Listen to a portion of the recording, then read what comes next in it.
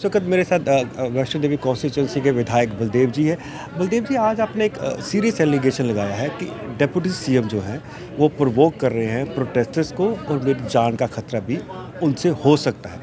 ये आपने what is the premise, आपने जो इतनी बड़ी सीरियस एलिगेशन लगाई? ये बिल्कुल, मैं तो आपको ये सारे के सारे मतलब कंटेंट आपको भेज दूंगा जिसमें लोगों ने मुझे इस बात के लिए कहा है। मेरी जान को भी खतरा है, मेरे घर वालों को भी खतरा है, मेरे साथ जो चलने वाले लोग हैं उनको भी ये खतरा है। ये सीरियस कंसर्न है और उसके लिए मैंने यहाँ पे कार्रवाई करने के लिए कहना था, यहाँ पे ब्लैक एंड वाइट करने के लिए कहा है, वो मैंने सब जगह कह दिया है। और मैंने आज आते ही इस बात को कहा है कि कहीं कोई ऐसी बात होती है तो जिम्मेवारी जो है डिप्टी सीएम साहब की होगी, जिन्होंने वहाँ पे भड़काने का काम वहाँ पे किया है। तो बलदेव जी, जब ये कह रहे हैं आप एलिगेशन, सीरियस एलिगेशन लगा रहे हैं अगेंस्ट द डिप्टी सीएम, तो इसका मतलब ये हो गया कि एनसी गवर्नमेंट पर से ये पॉलिटिक्स प्ले कर रही है to provoke people against the BJP. बिल्कुल ठीक आपने कहा, ये प्रवोक कर रही है। और प्रवोक करने का एक कारण और है कि वहाँ पे जो हमारी श्री माता वैष्णो देवी स्थान है, उस स्थान को कंट्रोल गवर्नर महोदय करते हैं। माता वैष्णो देवी का कंट्रोल सारा वो है। और मुझे कहते हुए शर्म नहीं आती कोई भी, जब मैं हिचकता नहीं।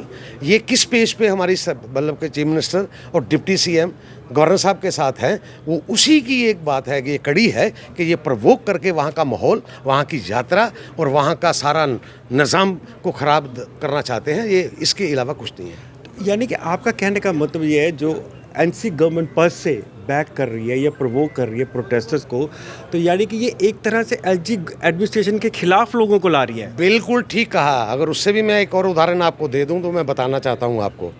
सेंट्रल सरकार ने हमें सीवरेज के लिए 100 करोड़ रुपया दिया। 100 करोड़ रुपए की सरकार का कुछ काम रहता है कि वो टेंडर फाइनल करे। सरकार ने आज 4 महीने हो गए टेंडर को फाइनल नहीं किया, कंट्रैक्टर को कोर्ट में भेज दिया, डिले कर दिया कि वहाँ की तरक्की ना हो। उसी तरीके से इंटर मॉडल स्टेशन जो बन रहा है, 1200 करोड़ रुपए का वहाँ पे प्लान है। 1200 करोड़ का 4 महीने हो गए, वहाँ पे टेंडर हो गया। टेंडर होने के बाद स्टेट गवर्नमेंट के बिना सारी बातें हो नहीं सकती, फंडिंग तो सरकार की है।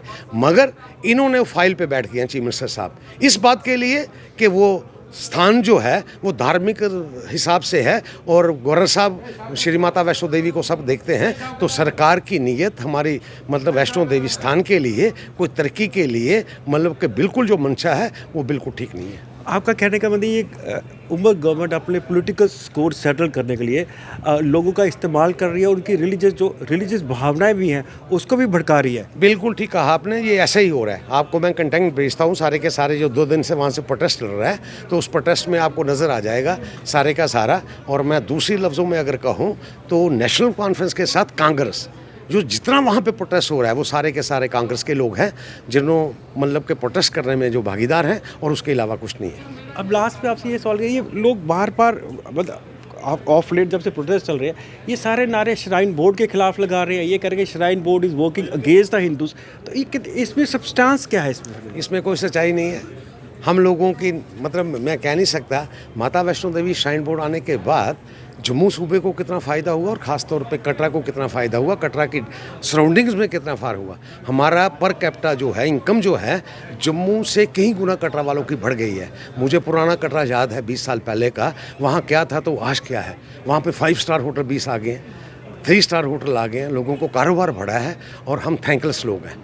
श्राइन बोर्ड के आने के बाद जो तरक्की हुई है, हमें सारे लोग तो नहीं मगर मैं कह सकता हूँ कि 90% लोग जो है उसको अप्रिशिएट करते हैं। जो 10% है जो मतलब कि समझते हैं कि कुछ नहीं हो रहा है, ये लोगों को एक गलत गुमराह कर रहे हैं। अब लास्ट सवाल ये पूछा, अब ये जो आपने इतनी सीरियस एलिगेशन लगाई है, आपने हाउस में भी इसको उठाया? बिल्कुल, मैंने आज हाउस में भी उठाया है। तो अब हाउस से क्या, स्पीकर से क्या आपको इंश्योरेंस मिली है और क्या आप सीएम के पर्सनली जाके इस बात को उठाएंगे?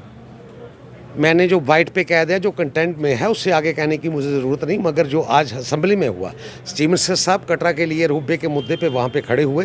खड़े होने के बाद जो कल बात हुई थी, डिप्टी सीएम और मेरी बात हुई थी, उसको उन्होंने क्लैरिफाई किया है। उसको उन्होंने क्लैरिफाई अपने अंदाज में किया। उन्होंने कहा जी कैबिनेट का तो कोई आर्डर है नहीं, मगर गवर्नर महोदय की जी जब जहाँ सरकार थी, गवर्नर में जब जहाँ पे थे तो उनका एक ऑर्डर है। तो मुझे ये बताइए, जब सरकार ना हो तो सीएम और गवर्नमेंट की पावर गवर्नर महोदय के है। इसका मतलब कि गवर्नमेंट का ऑर्डर है। फिर रही बात, लास्ट फाइनल में एक परमिशन मिलती है जो हमारा एरियल एक्ट जहाँ पे है JNK में, उसकी अगर मैं आपको हवाले से बात करूँ तो वो परमिशन, हाँ वो परमिशन आप देख लिया, हाँ मैंने आपको भेज दिया। उसके तहत आज कैसे मुकर सकती है यहाँ की सरकार कि हमारा कोई लेना देना नहीं है, हमने परमिशन नहीं दी। इस ऑर्डर में तो साफ है कि उन्होंने परमिशन दी। थैंक्स, आपने समझा।